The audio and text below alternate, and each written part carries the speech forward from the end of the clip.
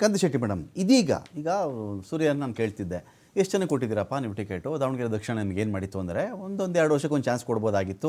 ಜಬೀನಾ ಕೊಡ್ತಿರೋ, ಸಾದಿಕ್ ಕೊಡ್ತಿರೋ, ಅಬ್ದುಲ್ ಕೊಡ್ತಿರೋ, ಬೇರೆ ವಿಚಾರ ಅಂತ ಕೇಳಿದ್ರೆ ಒಂದು ಇಷ್ಟು ಹೇಳಿದ್ರು ಅವರು.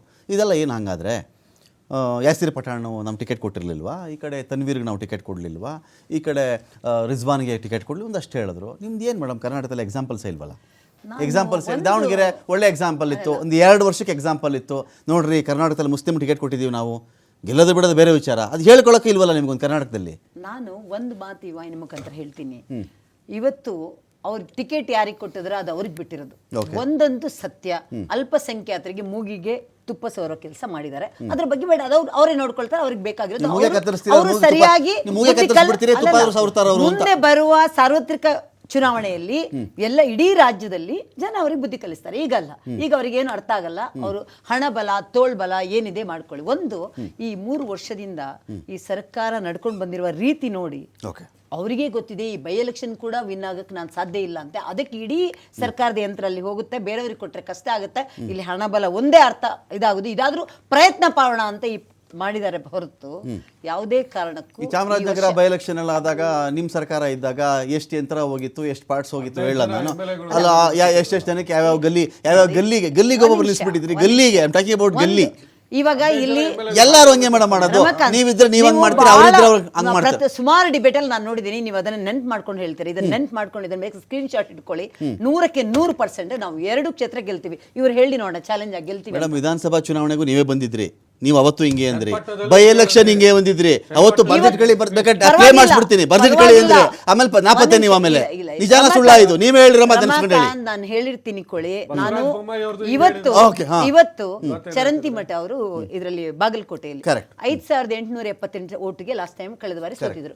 ಈ ಸರಿ ಅವರ ಹೇಗೆ ಇರ್ಬೋದು, ನಿಜವಾಗ್ಲೂ ನಿಮ್ಗೆ ಯಾವ ರೀತಿ ಮೈನಸ್ ಆಗಕ್ಕೆ ಚಾನ್ಸ್ ಇದೆ ಹೇಳಿ?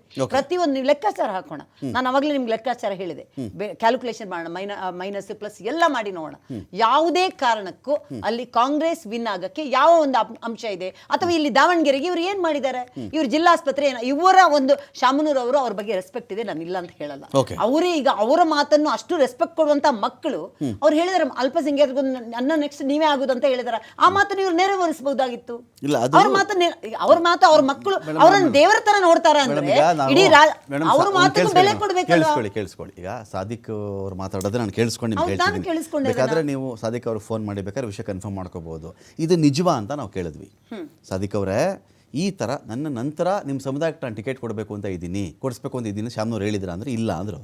ಅವರು ಇಲ್ಲ ಅವ್ರು ಆ ಥರ ಹೇಳಿಲ್ಲ. ಅವ್ರು ಇವತ್ತು ಕಾಲವಾಗಿದ್ದಾರೆ. ಏನೋ ಅವ್ರ ಆಸೆ ಇರೋದು ಹೇಳ್ಕೋಬಹುದು, ನಾನು ಟಿಕೆಟ್ ಆಕಾಂಕ್ಷಿ ಇದ್ದೀನಿ, ನಾನು ಸ್ಪರ್ಧೆ ಮಾಡ್ಕೋಬಹುದು, ಅದೆಲ್ಲ ಹೇಳ್ಕೊಂಡು. ಜಬೀನಾ ಮೇಡಮ್, ಜಬೀನಾ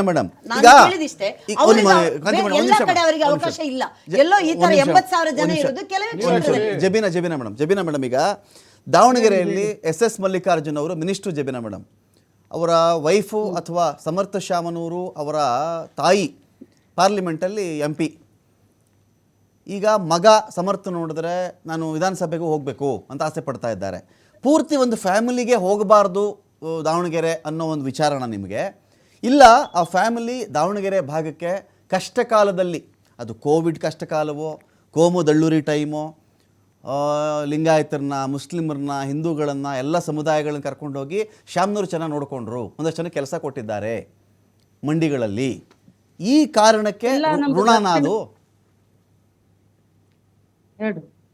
ಈ ಕಾರಣಕ್ಕೆ ಋಣ ಇದೆ, ಏನೋ ಟಿಕೆಟ್ ತಗೊಂಡ್ಬಿಡ್ಲಿ ಅಂತ ಸುಮ್ಮನಿರೋದ ಜನ ಅಲ್ಲೆಲ್ಲ? ಅದು ಅಲ್ಲ, ದಕ್ಷಿಣದಲ್ಲಿ ಏನು ಒಳ್ಳೆ ಕೆಲಸ ಏನು ಆಗಿಲ್ಲ ಸರ್. ಅಭಿವೃದ್ಧಿ ಏನು ಆಗಿಲ್ಲ. ಇಲ್ಲಿ ಒಂದ್ ಒಳ್ಳೆ ಆಸ್ಪತ್ರೆ ಇಲ್ಲ. ಏನಾರೇ ನಮ್ಗೆ ಕಾಯಿಲೆ ಬಂದ್ರೆ, ಎದೆ ನೋವು ಬಂದ್ರೆ ಹೋಗೋ ತನಕ ಜೀವ ಹೋಗ್ಬಿಡ್ತೈತಿ ಅಂತ ಪರಿಸ್ಥಿತಿ ಐತಿ. ಇಲ್ಲಿದ್ರೆ ಇದು ಫೆಷಲ್ ಆಸ್ಪತ್ರೆಗೆ ಹೋಗ್ಬೇಕು, ದುಡ್ಡು ಇಲ್ಲಿಂದ ಜನ ಸಾಯ್ತಾರೆ ಇಲ್ಲಿ ತನಕ, ಅಲ್ಲಿಗೆ ಹೋಗೋ ತನಕ. ಹಂಗಾಗಿ ಬಹಳ ಪ್ರಾಬ್ಲಮ್ ಐತಿ. ಡಿಲಿವರಿಗೂ ಹೋಗಿದ್ರೇನು ಆಸ್ಪತ್ರೆಗೆ ಕರ್ಕೊಂಡ್ ಹೋಗೋ ತನಕ ಒಂದ್ ಸ್ವಲ್ಪ ಜನ ಸಾಯ್ತಾರೆ. ಒಂದ್ ದುಡ್ಡಿಲ್ಲ ಅಂತಾನು ಗೌರ್ಮೆಂಟ್ ಆಸ್ಪತ್ರೆ ಇಲ್ಲಿ ಏನು ಇಲ್ಲ ವ್ಯವಸ್ಥೆ.